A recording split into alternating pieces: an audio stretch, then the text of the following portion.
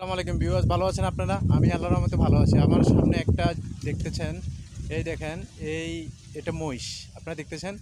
ওই মহিষটা পানির ভিতরে থাইকা দেখেন, হয়তো বা ওর খুব গরম লাগতেছে, এই জন্য পানির ভিতরে আইসা খাবার খাইতেছে, অনেক সুন্দর লাগতেছে। অবশ্যই আপনাদেরকে দেখাইতেছি সামনে গিয়ে মহিষটাকে।